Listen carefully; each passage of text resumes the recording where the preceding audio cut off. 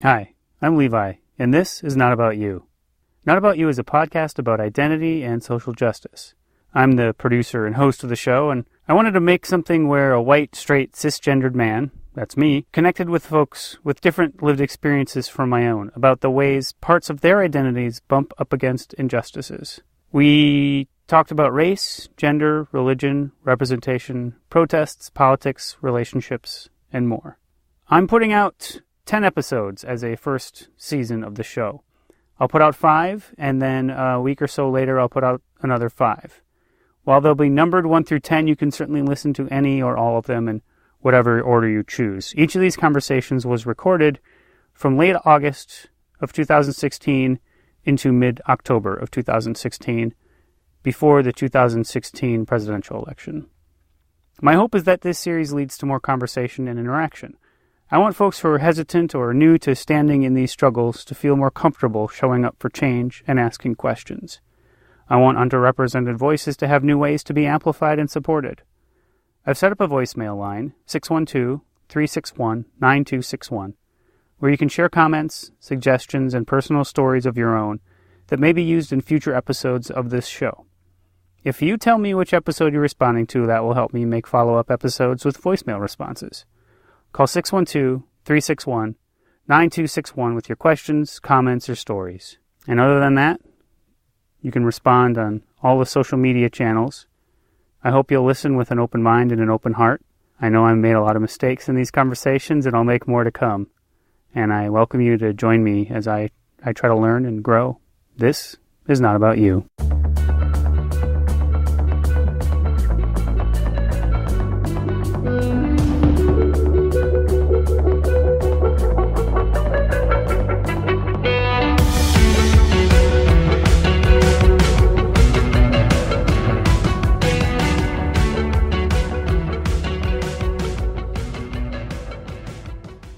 My name is Javier Morillo. In my professional life, I'm the president of a labor union, and I also am a storyteller and a podcaster. How do you identify, how do you think of yourself? I think how I would be described by other people is I'm Puerto Rican, I'm gay, I'm a labor leader. But you're not always thinking, look how Puerto Rican, gay, and labor leader-y I am. I have a hard time actually with that question. How do you identify? Yeah, because Tell me why. What have I done wrong already? No. I'm actually just like grappling with this right now. Is I think I don't feel like most often I don't feel like I am identifying as anything, or rather, like that feels like an act, not an essential thing. And part of how I've both lived my life, and I think how I sort of view the world, is that we are a series of our actions, not of like core truths.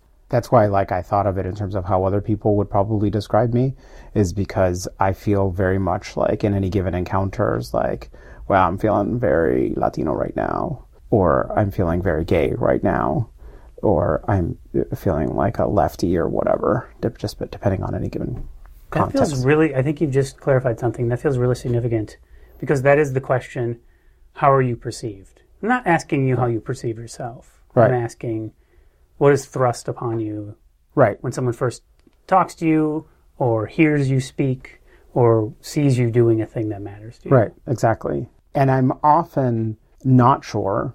Like there are moments, like I said, like when I feel like, wow, I'm feeling very like Latino right now. Sometimes it's because of the way I'm reacting to news or something, or how in a given conversation or a space where I feel the need to assert myself in one way. But then there are other times when I'm just not sure how people perceive me. But I also don't think about it that much, don't really sweat it, don't care. Does that mean then sometimes it pops back up because somebody sort of reminded you that you're put in a different bucket? And it is a bucket. Or when someone says something, this hasn't happened to me in a long time, but like when someone says, oh, I just don't think, like something like, I don't think of you when I think of Latino people. Like that's not, you're not one. Then I'm just like, oh, well, fuck you. Like, yeah. What do you mean? Like, this is what one looks like.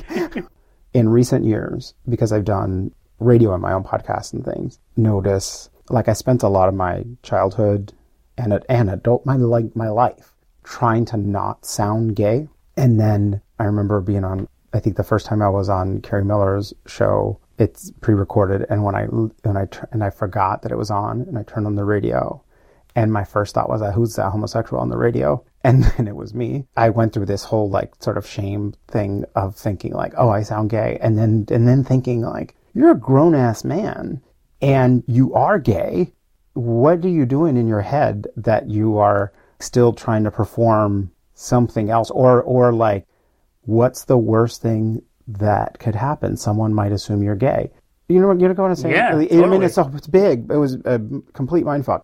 So that is something that I have thought about a lot. Is it just really actually just making peace with how my voice sounds, and realizing that sometimes I sound to other people very gay, and that's just because I am. Right. And that's fine.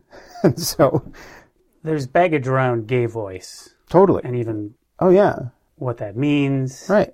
But also it sounds like what you're kind of articulating is it's an aspect of you not getting to decide how you're defined. Right. Or I think I reacted to it in that way, or before, it was like that, like, why are you assuming anything about me? But then, that's a very young reaction that is still pretty closeted, I think. And then just at my age now, just thinking like, who cares? Like, someone might assume the correct thing. Right. They could also meet your partner. Right. That They're just would seem pretty gay too. Yeah. Or right. At this point, just Google my ass soon. So I asked you if you had like a specific question you deal with all the time. Mm-hmm. And you, because you are an overachiever, you've gone to elite schools, you've raised in the ranks of things you've pursued. You, of course, had multiple questions that are in your mind. Just to... Not because I went to elite schools. No, but it's all part of that overachiever quality that you have. I have 3 questions. Why not Levi? do more? If one is fine, then you'll bring more to the table. So I'm curious if we can start with Puerto Rico. Okay. Not that that's where you started, because I happen to know you started in Panama because you and I just worked on a project that involved me learning every detail of your past. Yes, you know me better than most. It's true. And I'm going to just share little dirty secrets as we go. Yes. I was born in Panama. Yeah. But you already mentioned the idea of people saying they don't think of you when they think Latino. I've heard that. It's been a long time since I've heard that. But now because I'm in Minnesota and have been now for many years, I think that is just something that seems to be in the forefront of how I am perceived. And because I'm the leader of a union of janitors and security officers, janitors, about over 4,000 janitors, and by far the largest group are Latinos. So I'm identified with an organization of Latino base here. So it's been a long time, but like when I was in academic and when I was in graduate school and stuff, that was something that like people that I heard occasionally about me. It seems like a racist thing to say. It's a horribly racist thing to say. They mean you are articulate and are... And I can relate to you.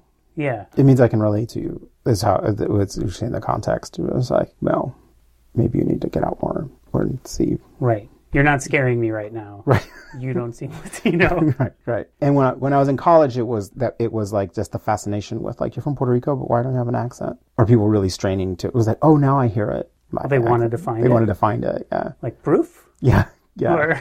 I remember when I was in college, I was talking to my mom on the phone, and then when I hung up and was talking to some friends, and someone said like, "Oh, now I hear your accent," because I just talked to my mom. Yeah, I guess. Yeah. What is a thing that now feels like a very Puerto Rican question or issue that's on your brain? So I think the question that I most often get about Puerto Rico, and this is usually from lefties in the U.S., like progressives, who are kind of in my world. It's on either my opinion about the status question of the island, the political status, or of some kind of veiled way of asking, what is the mystery behind why Puerto Ricans keep voting to remain a colony? Instead of getting statehood or full independence. The lefties like statehood's not, like, it's like, why don't Puerto Ricans want to be independent? Right. Because that's like the absolute rejection on politics of the island, without a doubt.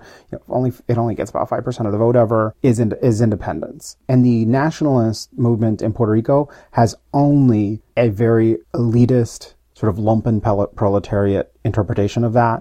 Just, the masses just don't know any better, and so they vote for their... It's an ignorance-based choice, not an informed exactly, choice. Not an informed choice. And it's especially maddening to me from mainlanders and white progressives, because to me, I think what Puerto Ricans do when they are assessing the political status of the island is actually looking in a very sophisticated way at the way globalization works and at what political independence means in a globalized world.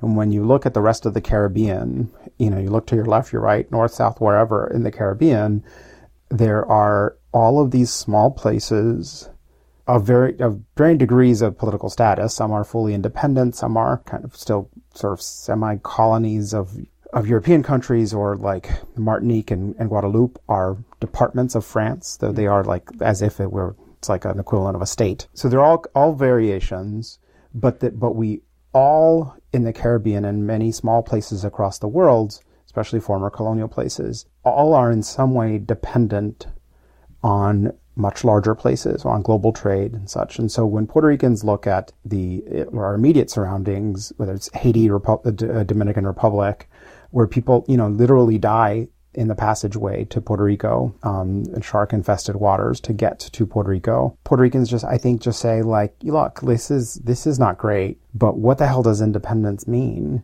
in this globalized world?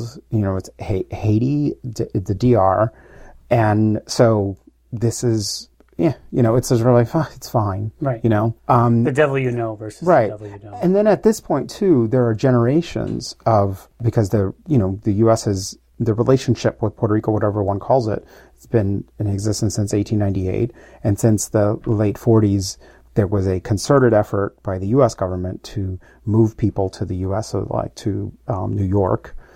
And so, like, that's where the whole, that's where West Side Story and all that comes from. And so at this point, the mainland, there are now more Puerto Ricans living in the U.S. mainland than there are on the island. It's very different than like when I was growing up, even, where everyone had family in the States. But now it's just much more like everyone does. And there's a lot more travel back and forth. Like it used to be my parents' generation, the people who came to the States, my uncles who came to the States, like I think returned to the island twice for the entire rest of their lives. And it was a big deal. It was a big deal to do that. And now you could go for a weekend. Yeah, and so to me, there's this thing, and when I said like that question from mainlanders and white progressives in particular is maddening, is because I think it's, in the abstract, it's easy to be purist about things like nationalism and stuff. Well, I even wonder what's coded in that group of people asking that question. It seems like they're telling you something when they ask questions. Oh, it's often an explicit comparison to Cuba. And so, like, Cubans resist the U.S. and there's this sort of, and they're doing great. Yeah. Well, they had a very similar relationship to the Soviet Union. Right. And when the Soviet Union collapsed and the subsidies to Cuba collapsed, there was like the quinquenio, the decenio gris, there were like a decade of like just extreme poverty. The recovery in Cuba has been very, very slow and painstaking. And what recovery there's been a lot of Spanish investment. Like when I lived in Spain in 97, 98, and at the airport there, you could see the flights to Cuba were all Spanish businessmen. There was like all male flights for sex tourism. Oh, okay. Not building businesses. A little bit of both, but there's just this whole sex tourism industry. So it's like there's this complete idealization of what Cuba was and is, and then Puerto Rico is just this enigma of why are Puerto Ricans not resisting? Well, it also feels like there's a very American thing, I think, of thinking you value freedom above all else without acknowledging what that means in an idealized version versus what actual independence means. There's no one looking out for you in any way either. Like, it seems like there's something else happening there. I think there's a judgment that why don't Puerto Ricans resist?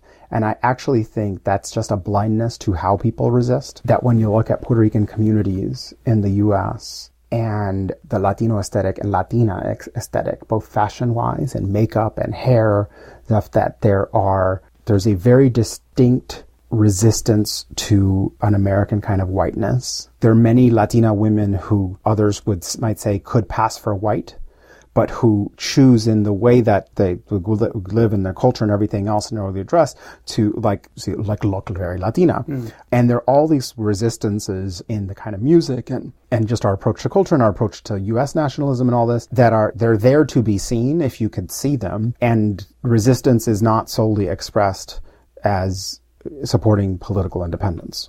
Right. There's other ways of going about it. Right. But to the question to you, do you feel like Is there direct umbrage to you when someone asks you that question, that you feel like it's uninformed? Are they saying something about you specifically? I got the question recently because of that crisis on the island. This is like a Facebook friend, a lefty guy, who said, asked me if I thought that if the financial crisis would turn more people to be pro-independence. And partly is because I know the person. I think what was kind of behind it. It did feel to me like kind of judgment, like why haven't Puerto Ricans resisted? And will this finally mean that like people resist? And what I said, what I actually think is true, is that it's probably the opposite. That the financial crisis will turn more people into statehooders. So it's that kind of judgment of why haven't people resisted, which I don't think is true, or it's just how you define resistance. And so there's that. And then when people ask me my opinion on the status question, what I find tiresome about that, what is most frustrating to me about politics on the island is, our political parties on the island are not Democrat, Republican, even though we're U.S. citizens, but they're defined on the status issue. So there's a statehood party, there's a Popular Democratic Party, which is for the Commonwealth, and there's the Independence Party. And at different times, fourth or fifth parties have popped up here and there. Is this racist? That's going to be a question. I wanted you to say it's shirts versus skins. That's what I wanted you to have the answer be. But I think that's because I still just picture beach. Yeah. And there are three, so you know. I know, it ruins everything. Tank top? I don't know. It's the transition. Mesh. That was worth cutting you off for. Yes. Shirts would be the statehooders. Thank you. Put it in words I can understand. Skins in the Commonwealth. And mesh independent. My great frustration with with politics on the island is that the status question is first and foremost the thing we have been fighting about for decades, to our extreme detriment. I think it's a tired debate. It's annoying as hell. And it keeps people we don't have parties that are focused on education, even on the economy. Like right now, the financial crisis in Puerto Rico is due to hedge fund managers out of the U.S., out of New York, extremely rich people, the same small group of men who profited off the financial crises in Argentina and in Greece. Literally, they bought up Puerto Rican debt, betting on the island's inability to pay for it so that they could then pressure the U.S. government, which they did successfully, to have, in bipartisan fashion, basically create a commission to pay back debt that was illegally incurred and all this. It's a global story of financial capital doing everything it can for purposes of their own greed and literally betting on the misery of the Puerto Rican people. And so that, to me, absolutely transcends the status question. I wish we had a movement on the island on that, and instead we have parties that are focused on what status you agree with. And so when people just ask me what do I believe, I just want to punch them. I just like, oh God, like that is the most trite question, and there are a million other things I'd rather talk about when it comes to Puerto Rico. I mean, and that's how it felt for a long time. And now what I honestly feel, especially in the lefty circles, pressed on an answer for what status I believe in for the island, I would say I'm a radical stateholder now. I went through, when I was younger, nationalist and independence. I think the idea of Puerto Rico being independent is crazy. People don't want it, A. And B, it will mean little for us, an island so small. And I think we can't become a state without Congress acting. So it's sort of, who cares what I think? But I think aligning ourselves not with the U.S. of colonialism, but with the U.S. of the anti-slavery movement, the U.S. of the civil rights movement, the U.S. of the women's suffrage movement, the U.S. of like the progressive movement generally, that is the world that we see ourselves coming into. That to me is like my vision for political status of the island. Sounds exciting. Yeah, and impossible. Most exciting things are hopeful. Let's make a clunky transition into gay stuff. Gay stuff. That's exactly how I was going to phrase it. Well, you already... I could go cruder. Yeah, I know. I've heard. Well, I think you already articulated really nicely. There seems like so much tension around gay voice and what it means for identity. But I'm really curious about how your gayness is thrown at you, or what parts of it are... What's your gay issue? What is my gay issue? What is your gay issue? I mean, I think so there's two different... One is like how does gayness come up in my life thrown at me, and then what is the question that I find kind of annoying? Like it's two different things. So the way gayness, the way I feel at moments when they're like, oh, wow, I feel really gay right now, is in my professional context. When people allow themselves to make assumptions about my partner and me that I think they would not make for straight people, or that if they did, there'd be more, especially in progressive circles, there'd be a little more backlash. To give you an example, my partner is the chief of staff at the mayor of Minneapolis, and I've had at different moments, because of the political work that I do as part of the union and just more generally in progressive politics, have worked on issues in the city of Minneapolis on legislation and stuff. And at one point I had to have a conversation with someone who I respect, who worked in city government, who had been saying to people that I knew that in this particular issue that we were working on, that I was representing the mayor and not myself. And I said to this person,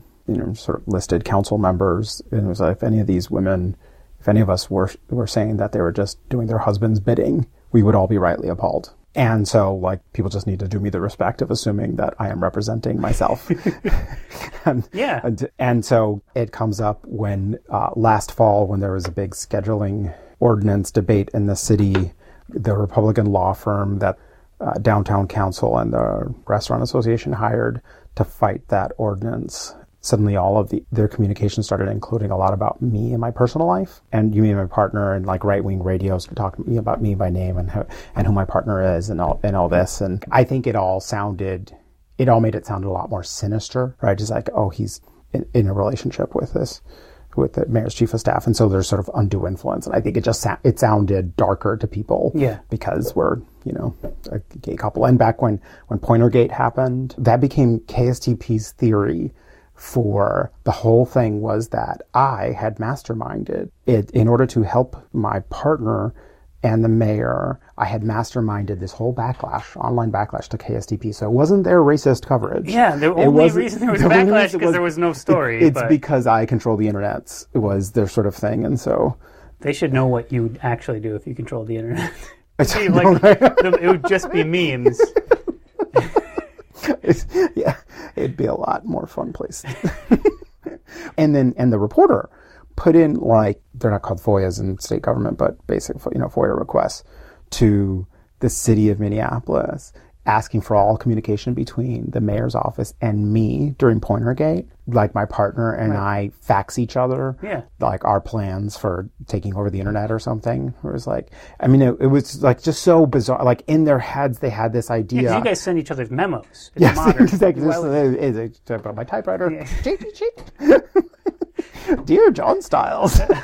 From the Desco. Yes.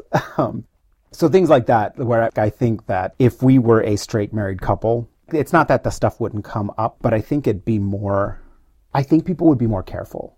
I don't know if that makes sense. They would know they're doing something inappropriate. Whereas now they're it's just it's used as this way of making it all look all shady and whatever. But so that's how it sort of comes into my in my professional life. The question I thought of that I get is about marriage. Are you guys getting married, or when are you getting married, or are you married?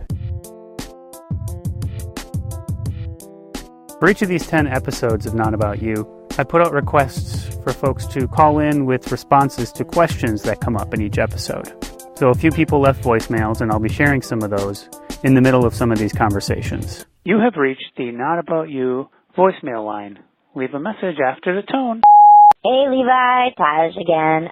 Just answering the question, why does equal marriage matter? I answered this the other day. I left another voicemail, but I was so scrambled, and I left a really long, rambly message, which I'm kind of doing again. So I'm going to keep it to the point. Keep it nice and to the point. I would say, why does it matter? Because it does. We're all equal, and it shouldn't matter who you like, male, female, other. It does not matter. I think, it's just because it does. I mean, even 50 years ago, you know what? This message is rambling again. I don't know why this is such a tricky message for me. I'm just going to say, why does equal marriage matter? Because it does.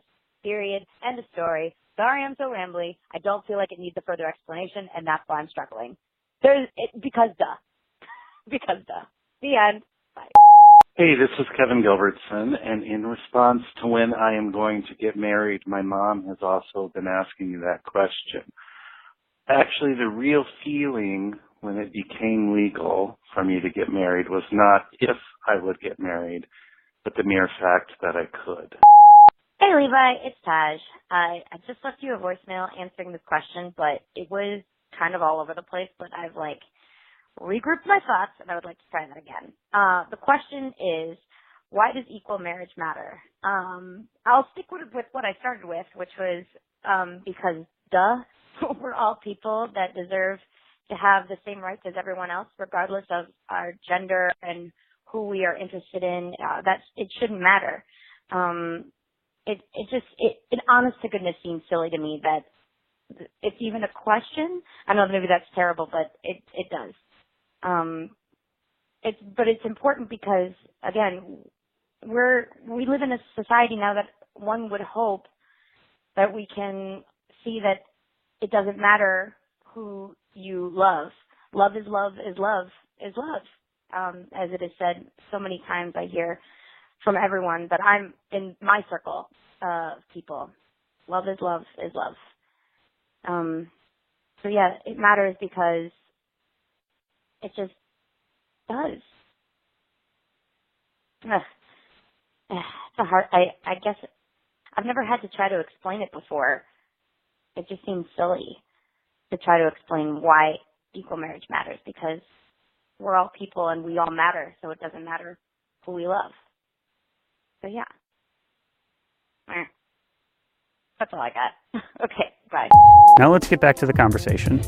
The question I thought of that I get is about marriage. Are you guys getting married, or when are you getting married, or are you married? Because there was a marriage amendment passed in Minnesota.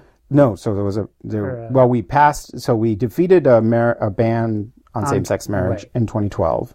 I worked on that campaign. And then in the next legislative session, we passed marriage equality, but before the Supreme Court made it the law of the land. And then it sparked a lot of questions like, are you guys getting married? And to which I would always answer, we won the right, not the obligation. Yeah. Get off my back. Because you don't want to get married. Well, it's hate all married people. There's that. Mostly the straight ones. Okay. Yeah, that's fair. For many years. So annoying. For many, many years, that was sort of so I went to college, graduated in 91. And I think the first political book in the U.S. on marriage was written by Andrew Sullivan. I think it was 91 or 92. And it posited then, and he was a conservative writer. He was editor of The Atlantic or something. And this is the guy who published The Bell Curve, New Republic. He was the editor of New Republic. And he was a conservative gay guy. He's pro-life. And so his whole thing was this is the fight of our times. And I received that whole debate in that sort of vein. I don't know why straight people get married. I don't know why this is something that the rest of us have to do. And that it seemed like this huge plot to make us all boring. You also get these khaki pants. I was like, no, I have to wear pleats. So I for many years, and my partner and I both just had this feeling why marriage is just not my priority of things. Right. And then working on the amendment campaign here, it was it started with Prop 8. There's nothing like people spending millions of dollars to write into a constitution that you can't do something. You're like, that a lot of people can do. Already. Yeah. And that when it was just fuck you. This is that's, and then the campaign here to defeat the amendment, meeting so many couples for whom marriage did mean a lot, and realizing just how that I had accidentally inhabited the same judgment that I criticized in society, just about because couldn't possibly imagine why would anyone do that, and that I was judging people and not seeing that there's for a lot of people an inherent value in everything from a ceremony that celebrates your relationship to just a formalized partnership and a societal recognition, and that even if that was not for me, that it was something that it was very important to defeat any effort to enshrine in perpetuity that it cannot happen for people. But it just changed my mind about marriage itself. And then when marriage was actually won in statute here, So I guess what I'm saying is like my own view of marriage has evolved, has changed. And today, like, I feel a lot different even for myself about the question about whether to get married or not. But what I find interesting to / annoying about the question when it comes up is that there is that assumed normativity. Like sometimes people will say to me, it's like, oh, are you guys gonna have kids? You'd make a great dad. And I think, like, I half think, oh, that's so sweet, and half, you don't know me at all. Right. Because I'd be a terrible dad. Right. I mean, I'd be a good person to be having a child's life, and I love having children in my life, other people's children. But that's also not the only reason to become a parent, because right. you'd be good at it. Yeah. I might be a phenomenal juggler, but I have other things going on. Right, Okay? and there are lots of things that I can do. You gotta want something like right, that. exactly, right. And I find this is especially true in Minnesota. There is a real desire on the part of straight people to make gay relationships look exactly like theirs.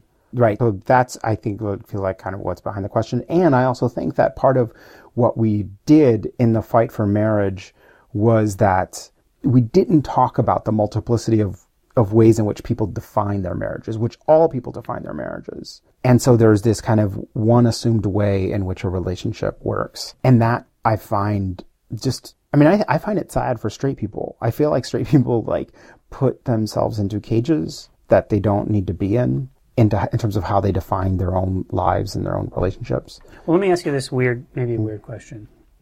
Because the thing you're talking about is straight people sort of thrusting their idea of marriage onto couples who are not like them, gay couples. I think there's a whole spectrum of what that can mean. But a lot of that seems like a thing that happens in a lot of contexts. People think whatever they do is normal, and they kind of don't understand why someone does something different. It's not the exact same thing, but like if I tell someone I'm a vegetarian, they immediately feel uncomfortable because either I'm wrong or they're wrong. Right. And there's a weird Are thing you a happening. vegetarian? I'm a pescatarian. That's not the point of this. Are you going to start attacking me with your paleo agenda? I just didn't know that about you. Well, I keep my secrets to myself. You're out here telling everyone everything, but not me. But I wonder, is there something different about What's a pescatarian? fish? You only eat fish? No, I eat vegetarian plus fish. Okay. I was vegan for a while too. I'm fascinating. Turns out that was just an eating disorder. Not a joke.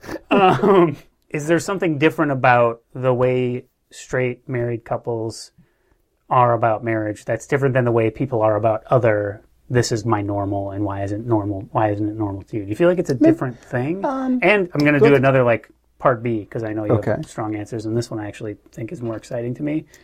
Why aren't more gay couples pushing because there's this idea of a gay agenda, like that's said all the time. I've never seen that be a thing. Right. Why is it not a thing? Why aren't gay people trying to go like, this is how you should be married, you idiots? Like, why isn't that happening? That's a really good question. So to the first one, I feel very much like the kind of questions that we get now are the kind of intrusive questions that single straight women get.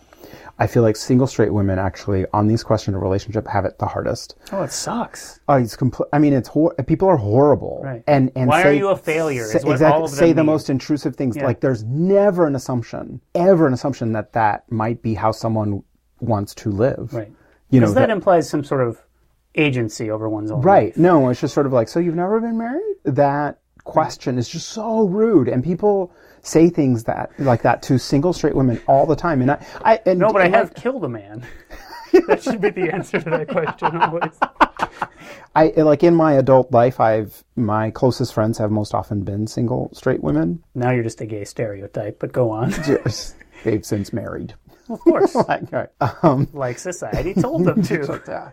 But not all of them. And those that didn't or haven't or never were, that's just not, or who like having sex but just not having a partner. I think that the judgment that they get thrown at them on a daily basis, it's insane. So I do think that what I'm addressing is normativity, and that expresses itself in different ways depending on, the circumstances. So I think single women experience it in a certain way, and gay men experience it in a different way. But the marriage thing is pronounced.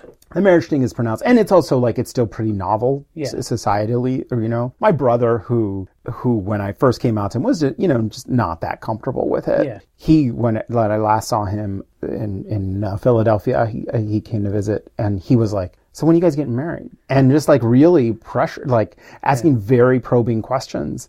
And I was like, you know, we're like, you know, whatever, you know, just like trying to think. And I said something, you know, just like, and he's like, "Does John not want to get married?"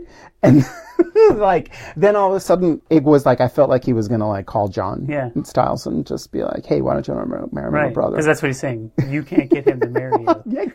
Immediately you failed. I literally, like, I felt like, oh my God, this is like, you see movies of single women going home for Thanksgiving, and you're like, oh, what happened to that nice boy? Why did you marry that one? That sort of thing. Yeah. So I was experiencing that from my brother, who was like, when I first came out to him, was like, You want me to be gay now? You want me to be gay married? I know.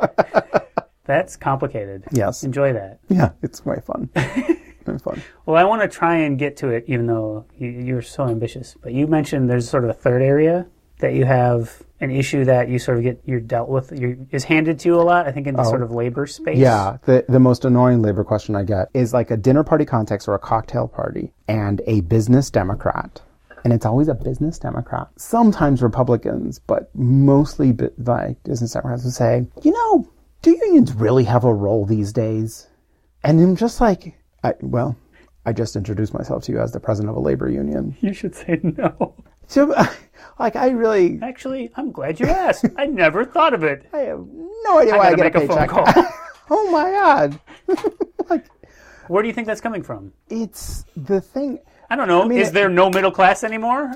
Well, see, part of it, that's the thing, though, is that why it's so annoying, especially like in a cocktail context, is I could trying to enjoy a cocktail. A, B... I could, like, I don't have time to do like the 3-hour seminar that I need to give you right now and explain like all the things wrong with that question and all the things right about it, actually. Sure. Like that it's actually everything. Yeah. The reason that American middle class and upper middle class Americans think that is because they think of the labor movement as the labor movement of the industrial era, that, you know, of safety standards of the miners and blah, blah, blah, and that we've advanced so far, blah, blah, blah. And the one kernel of truth in their skepticism is that I am like a fierce critic of the way the labor movement operates. We organize as if an economy that no longer exists still did. And so that's the kernel of truth. But what's frustrating about it is that, to me, the power of the labor movement is of people collectively coming together and being able to do together a lot more than they can do on their own. And we represent low-wage workers. Because that's the other thing I often will get was like, well, you know, janitors and they need a union. But, you know, but other workers, they don't. Right. They don't, like tech workers or whatever, they don't. And that seems highly racially motivated. Yeah, but it's also because it's like, well, it's people thinking, it's white people often thinking like their jobs are probably really shitty. Yeah. They're doing stuff and they're probably not being paid enough. So yeah, they should and be they're in voiceless. A union. And your members really need a union. That's what I hear sometimes from like more conservative people. Different unions and in different lines of work exist for different reasons and can do different things. But that fundamentally, what's frustrating about the question and why it would take like a 3-hour seminar to go through is that let's look at the way our society is structured right now and the extreme inequalities. You overlay how that inequality has built over time, and you overlay that with the drop in union membership in the country, and it lines up perfectly, right? That the decline of the middle class is the decline of the industrial economy and therefore the decline of unions, which coincided with unions not organizing differently and not organizing in the sectors where there was job expansion. There's a reason why the Service Employees International Union, which I'm president of a local of, is the fastest growing union, because we are in a sector where jobs don't leave. They're service jobs. To me, the fundamental frustration with the question gets to the heart of like how difficult our job is right now in social justice, that the economy is so... how the economy works and how it's hurting people, I think to so many people is just so confusing, and people don't have an analysis of what the what's and the whys and then the how to fix it. so like things are just sort of feel natural to people. So like when CEO pay just sounds to people like, well, you go to Wharton Business School, you do all this stuff, like you deserve to get paid 500% more than. Right. But then when you say, look at that, we are actually the exception in the world on the gap between CEO pay and workers pay. The ratio's insane. There's no other industrialized democracy anywhere close to it. That's just a meritocracy, Javier. Yeah. They all earn that. It has nothing to do with where they were born, who their parents were. Yeah, or anything like that. Yeah. So when someone asks you, I mean, to me that's just an offensive question because it's literally saying to a doctor, do we need doctors? Yeah, well, that's the other thing, right? I mean, the fundamental thing was like when someone says that to me, when I'm like literally in the context, I mean, the reason they think of it is because I've just been introduced to them or introduced myself as a labor leader. And like, I just could never imagine if someone said to me, I'm a painter. It was like, really? You spend your life painting? Right. That seems like a waste of time. Right. It's to me, it's the same thing as if you meet someone who's just like, hey, you're a fucking waste of space, right? Yeah, like that's what you're saying. Like, yeah, why? But somehow it sounds inquisitive. Yeah. But they don't care. They don't want to know your answer. Right. Because if you start talking about it, then they're like, great, this angry gay Puerto Rican is yelling at me. One thing I want to get at a little bit from you is you fit in a bunch of buckets that are underrepresented voices. Being a person with brown skin, we can go into Puerto Rico and go into Latino, but just brown skin. You have underrepresentation politically, socioeconomically. Like you have that, and you own that space. Same thing with homosexuality. Like that is underrepresented. Still dangerous for you to be in certain places just based on that.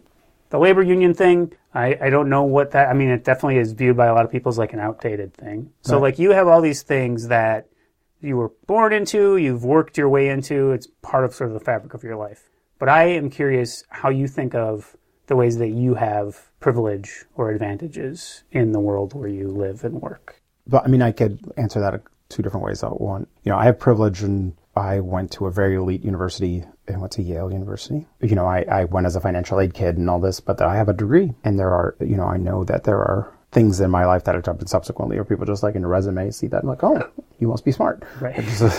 People sometimes will say no bad that. People went to Yale. People sometimes say that. Like, you went to Yale? Wow, you must be really smart. I mean, I don't know how to answer that. Yeah. But with a big word, hopefully.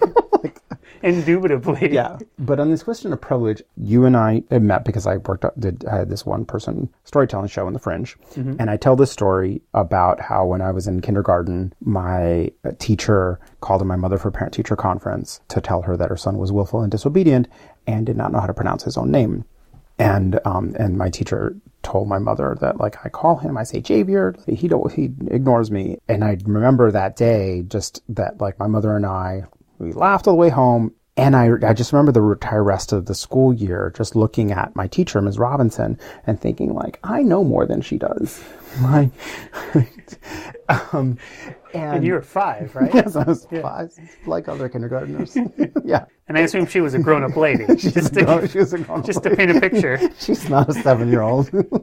And that was, like, the way my mother taught us to think of being Puerto Rican and being bilingual was that, like, 2 languages. That's better than knowing 1 language. And I think that the reason I remember that story, I think, and why it feels very formative in my life, I think it was, I don't tend to view my life.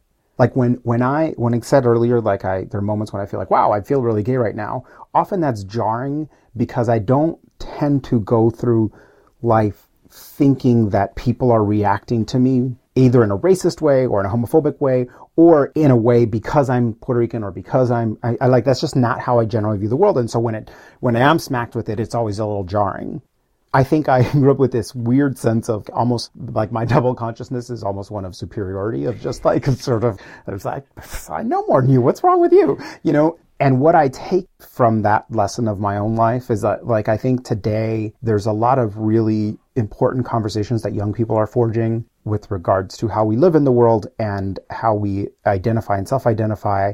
But the thing that I've thought a lot about is this whole concept of microaggressions and safe spaces and things like that. I'd like to somehow forge a more formal way of doing this, having a conversation with younger people, especially younger people of color, on this question, because I find that, to me, I find the idea of kind of spending your day cataloging the ways in which other people are reacting to you very disempowering, and then to name them. to have this list of things that happened today, and these were all the microaggressions that happened to me today. And to like, that seems to me to give it a lot of power, that if you slightly change your perspective and view yourself as someone who in a given situation is able to, I can see your perspective right now and my own perspective.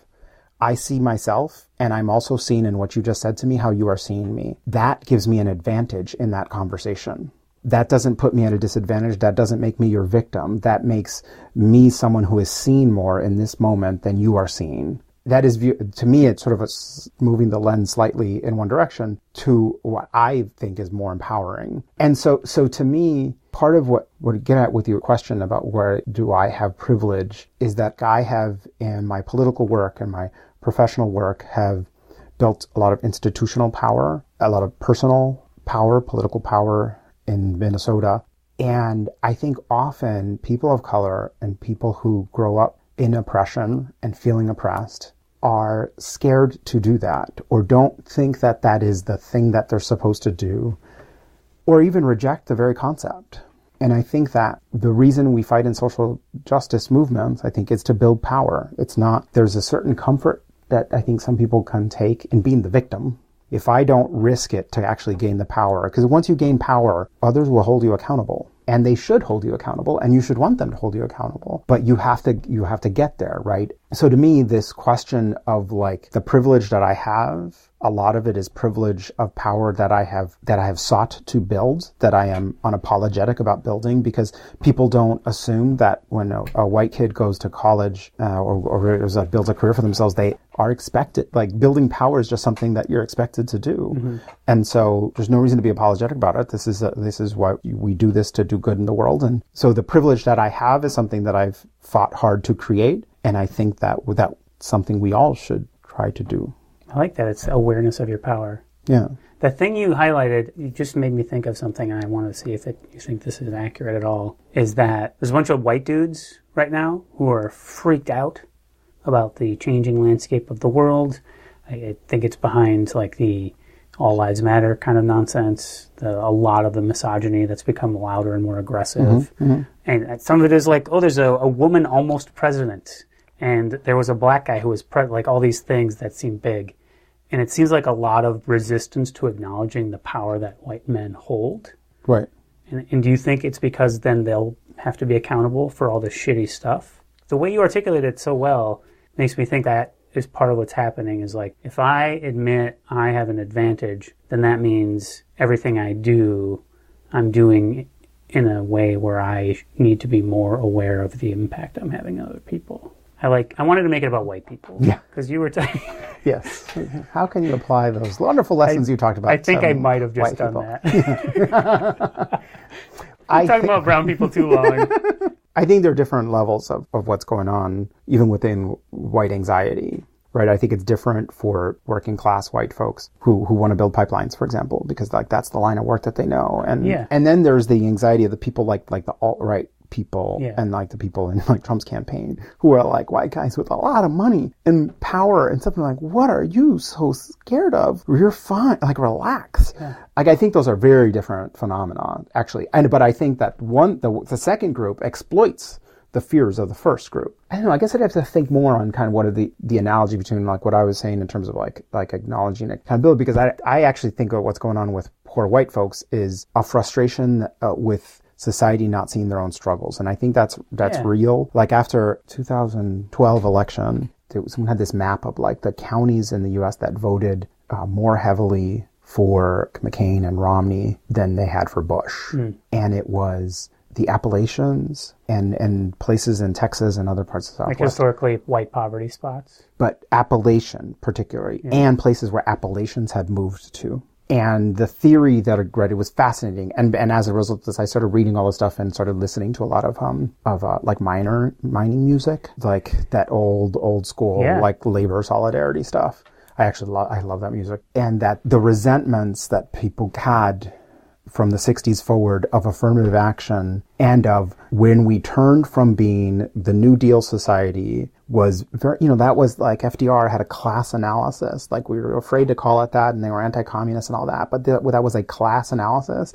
It did not have a race analysis, right? That period, but like black folks were kept like it was very slow. And the 60s and the civil rights movement, it was like we didn't become a society that became about both class analysis and race analysis. It was like we sort of substituted one for the other.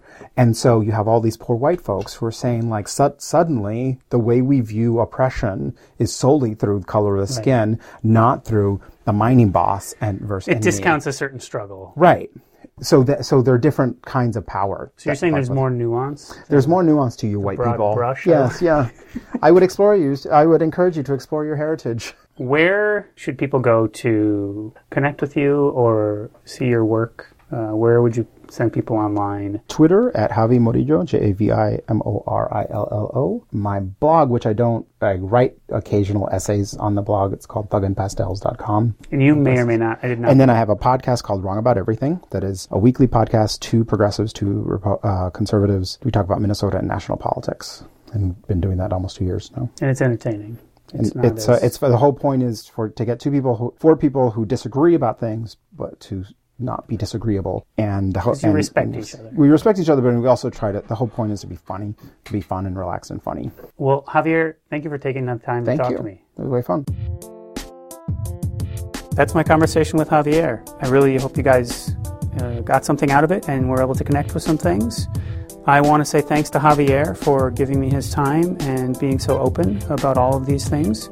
I also want to give a big thanks to Kevin and Taj, who left voicemails. You'll actually hear from Taj in all 10 of these first episodes of Not About You. I asked her to call in and respond once she started leaving such great messages. The theme song for Not About You is Rebels of Our Own Kind by Minneapolis musician Charlie Van Stee.